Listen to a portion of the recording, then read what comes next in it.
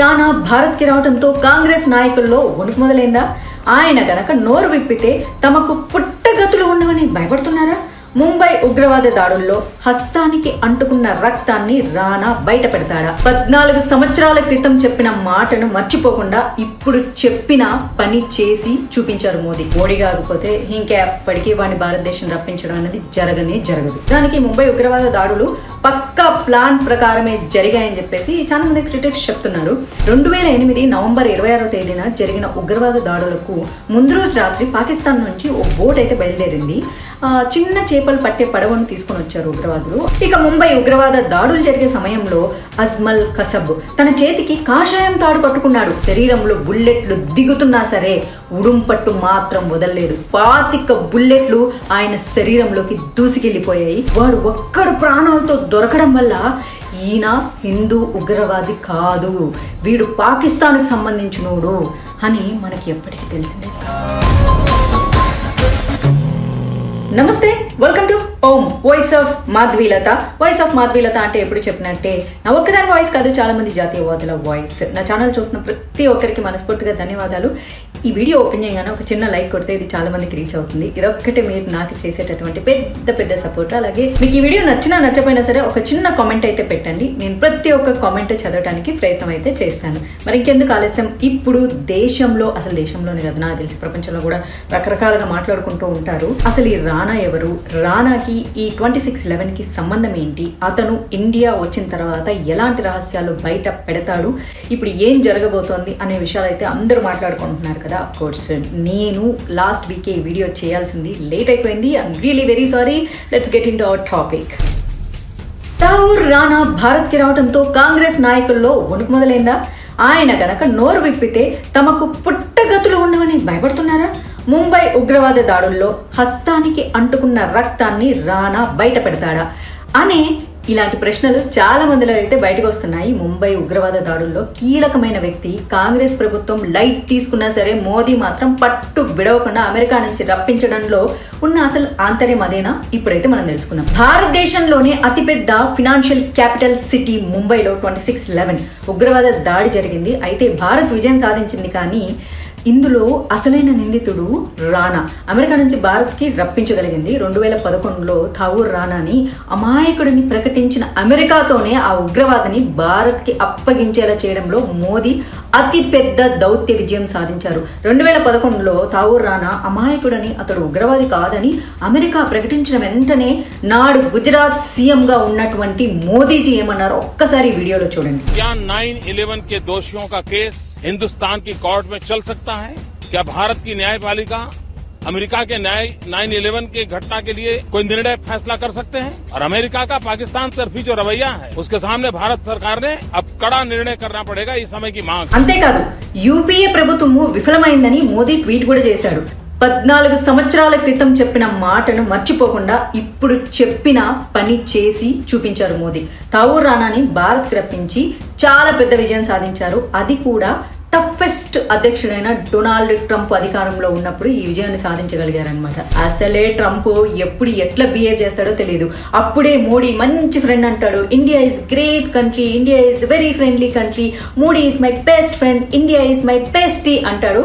Next మినిటే నేను భారత్ గురించి అన్ని బయట పెట్టేస్తాను, భారత్ కి నేను రూల్స్ పెడతాను అంటాడు. ఆయన ఎప్పుడెలా బిహేవ్ చేస్తాడో తెలియదు. అలాంటి ట్రంప్ని ఒప్పించి తీసుకొని రావడం, అది కూడా అమెరికా గవర్నమెంట్ వాడు అమాయకుడని ప్రకటించిన తర్వాత వాళ్ళ కోర్టులు మళ్ళీ వాడిని ఉగ్రవాది కింద కన్సిడర్ చేసి భారతదేశానికి పంపించడం అంటే చాలా పెద్ద విషయం ఇది. It's not so easy. Haters comment చేసినంత ఈజీ అయితే అస్సలు కాదు.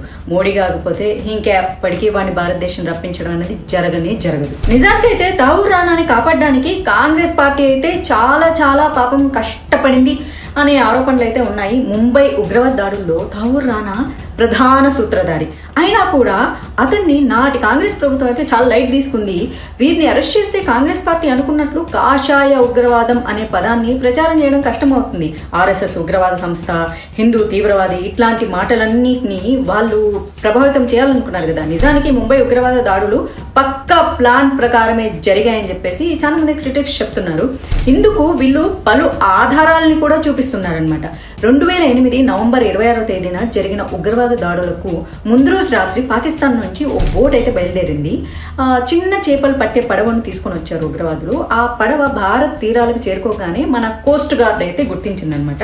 అది అనుమానంగా ఉందని చెప్పేసి నిర్ధారించుకొని దాన్ని అడ్డుకుంది. అందుకు సంబంధించిన సమాచారాన్ని అంతా కేంద్ర హోంశాఖకి పంపించింది. కానీ ఆ బోట్ని అడ్డగించొద్దని, దాన్ని వదిలిపెట్టేసేయాలని కేంద్ర హోంమంత్రిగా ఉన్నటువంటి చిదంబరం చెప్పారని, అందుకే దాన్ని కోస్ట్ గార్డు కూడా వదిలేసిందని కొంతమంది విశ్లేషకులు అయితే చెప్తూ ఉన్నారు. అంటే ఈ ఉగ్రవాద దాడి గురించి చిదంబరంకి ముందే తెలుసా అన్నదైతే ఇప్పటికీ అనుమానంగానే ఉంది. ఇక ముంబై ఉగ్రవాద దాడులు జరిగే సమయంలో అజ్మల్ కసబ్ తన చేతికి కాషాయం తాడు కట్టుకున్నాడు. దాడుల్లో పాల్గొన్న ఉగ్రవాదులందరికీ హిందువులు, సిక్కుల పేరిట ఆధార్ కార్డులు కూడా ఉన్నాయి. ఇది హిందూ ఉగ్రవాదులు చేసే పని అని చెప్పేసి కాంగ్రెస్ అందరినీ నమ్మించడానికి చాలా ప్రయత్నం చేసింది. ఏకంగా ఆర్ఎస్ఎస్ కి షాజీష్ అనే పుస్తకాన్ని రాసింది.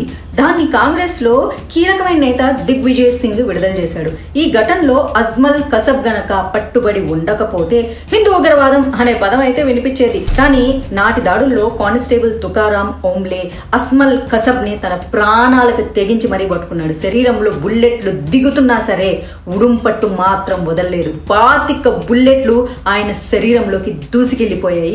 ఆయన గురించి ఇప్పుడు ఖచ్చితంగా మనం ఒకసారి స్టాండింగ్ ఓవేషన్ ఇచ్చి ఆయన కృతజ్ఞతలు తెలపాల్సిందే. ఎందుకంటే ఆ రోజు ఆయన శరీరంలోకి బుల్లెట్లు దిగుతున్నా సరే ఈ కసబ్ గాన్ని ప్రాణాలతో పట్టుకున్నారు. వాడు ఒక్కడు ప్రాణాలతో దొరకడం వల్ల ఈయన హిందూ ఉగ్రవాది కాదు, వీడు పాకిస్తాన్కి సంబంధించినోడు అని మనకి ఎప్పటికీ తెలిసిండేది కాదు. అట్ లాస్ట్ వాడి బతికి ఉన్నాడు కాబట్టి ప్రపంచానికి అర్థమైంది వాడు హిందూ ఉగ్రవాదిగా నిరూపించుకునేందుకు కాంగ్రెస్ చాలా ప్రయత్నాలు చేసింది. ఆర్ఎస్ఎస్ పై అసత్య ప్రచారాలు చేస్తూ పుస్తకాలను సైతం విడుదల చేసింది. వారికి ముందే హిందువుల పేరిట ఆధార్ కార్డులు ఉండటంతో ఈ హిందూ తీవ్రవాదం అనే పదాన్ని పరిచయం చేసేందుకు కాంగ్రెస్ ముందుగానే ప్లాన్ వేసిందా అనే అనుమానాలు అయితే ఇప్పటికీ ఉన్నాయి. వందల మందిని బలికొన్నటువంటి ఉగ్రవాద దాడిలో కాంగ్రెస్ ప్రత్యక్షంగానే పాల్గొందా అనే అనుమానాలు బలపడుతున్న సమయంలో తావూర్ రానాను నాటి ప్రభుత్వం అయితే లైట్ తీసుకుంది. అతడు విదేశాలకు పారిపోతున్నా సరే పట్టించుకోలేదు. తీరా అతను పారిపోయాక కూడా తావూర్ రానా అంత ఇంపార్టెంట్ వ్యక్తి కాదని నాడు కాంగ్రెస్ నాయకులు డైరెక్ట్ గా ప్రకటించేశారు. అతన్ని ఉగ్రవాదిగా నిరూపించడంలో అప్పటి ప్రభుత్వం అయితే విఫలమైంది. అందుకే అమెరికా కూడా అతను ఉగ్రవాది కాదని అమాయకుడని చెప్పేసి ప్రకటించింది. కానీ మోదీ మాత్రం ఈ విషయంలో పట్టు విడవలేదు. కింద పడింది ఆర్ఎస్ఎస్ మీద కదా, మరి నిజాయితీని ఖచ్చితంగా నిరూపించుకునే తీరుతారు. ఈ రానాను ఎట్టి పరిస్థితుల్లోనూ భారత్ కి రప్పించాలని నిర్ణయించుకుంది. 2014లో మోదీ ప్రధాని అయినప్పటి నుంచి భారత్ నుంచి విదేశాలకు పారిపోయినందరి మీద నిఘా కూడా పెట్టింది. ఈ రానాపై కూడా అదే తరహాలో నిఘా పెట్టింది. అతన్ని భారత్ కి ఎలా అయినా రప్పించాలని పథకం అయితే బాగానే వేసుకుంది. ముందుగా రానాకు వ్యతిరేకంగా పలు సాక్ష్యాలు సేకరించడంలో ఎన్ఐఏ దృష్టి కూడా సారించింది అనమాట.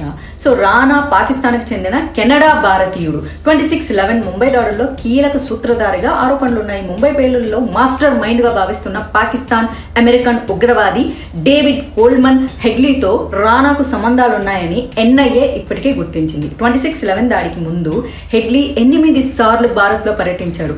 ఆ టైంలో రానా హెడ్లీ మధ్య 231 సార్లు సంప్రదింపులు జరిపినట్టు ఎన్ఐఏ పేర్కొంది. లాస్ ఏంజల్స్ జైల్లో ఉన్న అతన్ని తమకు అప్పగించాలని భారత్ కొంతకాలంగా తీవ్ర ప్రయత్నాలు చేసింది. ఈ క్రమంలో భారత్ ప్రయత్నాలను రానా పలు ఫెడరల్ కోర్టుల్లో సవాల్ కూడా చేసిండు. తనను భారత్ కి అప్పగించొద్దు అంటూ పిటిషన్లు కూడా వేశాడు. అయినా సరే రానా చేసిన పిటిషన్లు అమెరికా ఫెడరల్ కోర్టులు తిరస్కరించాయి. దీంతో అతడు చివరి ప్రయత్నంగా గత ఏడాది అమెరికా సుప్రీంకోర్టును ఆశ్రయించాడు. అక్కడ కూడా ఆయనకి ఎదురు దెబ్బ తగిలింది. తనను భారతదేశానికి పంపించాలని జారీ అయిన ఆదేశాలను నిలిపేయాలని కోరుతూ ఆయన దాఖలు చేసిన పిటిషన్ను అక్కడ సుప్రీంకోర్టు తోసిపుచ్చేసింది అనమాట. ఇక ఆ కోర్టు తీర్పుతో ఆయన భారతదేశానికి రప్పించడానికి అయితే మనకు మార్గం క్లియర్ అయిపోయింది. ఇక రానాపై నేరపూరిత కుట్ర, భారత ప్రభుత్వానికి వ్యతిరేకంగా పోరాటం, హత్య, ఫోర్జరీతో పాటు చట్ట వ్యతిరేక కార్యకలాపాల కింద కేసులు అయితే నమోదైపోయాయి. రానా ఇప్పుడు భారత జైల్లో ఉన్నాడనమాట. అయితే ఇప్పుడు ఆయన నోరు విప్పుతారా అన్నదైతే పెద్ద ప్రశ్నగా మారింది. ఒకవేళ తాను అప్రూవర్ గా మారితే ఎన్నో విషయాలు బయటపడే అవకాశం ఉందని నిపుణులు అంటున్నారు. మరి ముఖ్యంగా ఉగ్రవాద దాడిలో నాటి ప్రభుత్వంలో కీలకమైన వ్యక్తులేమైనా పాల్పంచుకున్నారా అనే విషయంపై చాలా మందికి అనుమానాలున్న నేపథ్యంలో ఈ రానా గనక నోరు విప్పితే పలు ఆసక్తికర విషయాలు వెలుగులోకి వచ్చే అవకాశం అయితే లేకపోలేదు. అదే జరిగితే గనక అప్పుడున్న కాంగ్రెస్ ప్రభుత్వంలో ఎవరెవరైతే నాయకులు ఈ ఉగ్రవాద దాడులకు సంబంధించి సహకరించారు అనే విషయము బయటపడే అవకాశం ఉంది. ఇప్పటికే ఎన్ఐఏకు కస్టోడియల్ రిమాండ్కు కోర్టు అంగీకరించడంతో విచారణ అయితే జరుగుతుంది. ఈ విషయంలో తావూర్ రానా ఎలాంటి నిజాలు చెప్తాడన్నది చూడాల్సిందే. సో ఈ వంక పెట్టుకొని యాక్చువల్లీ ఇలాంటి నిజాలు ఏమైనా బయటకు వస్తాయేమోనని వక్ఫ్ వంకతో ఇప్పుడు పశ్చిమ బెంగాల్లో అల్లర్లు, రచ్చలు, మారణ హోమాలు రేపుతున్నారేమో, అది చూసి భారతదేశంలో రకరకాల చోట్ల రెచ్చిపోతున్నారేమో అనే అనుమానాలు కూడా జాతీయ భావజాలం కలిగినటువంటి వ్యక్తులకైతే వస్తుంది. దేశం అంటే ప్రేమ, నా దేశం ఎప్పుడు శాంతిగా కోరుకునే వాళ్ళకి ఇది నిజంగానే అసలు జీర్ణించుకోలేకపోయే విషయం అనమాట. చూద్దాం మరి దీనిపైన మీ కామెంట్స్ కూడా తెలియజేయండి. నా వీడియో ఎంతవరకు చూసారు అంటే మీకు నచ్చే ఉంటుందో చిన్న లైక్ కొట్టండి, అలాగే షేర్ కూడా చేయండి. కొత్తగా వచ్చిన వాళ్ళైతే సబ్స్క్రైబ్ కూడా చేసుకోండి. నేను మళ్ళీ మరిన్ని వీడియోస్తో మీ ముందుకు వస్తాను. అంతవరకు నేను సైతం దేశం కోసం జై హింద్, జై భారత్.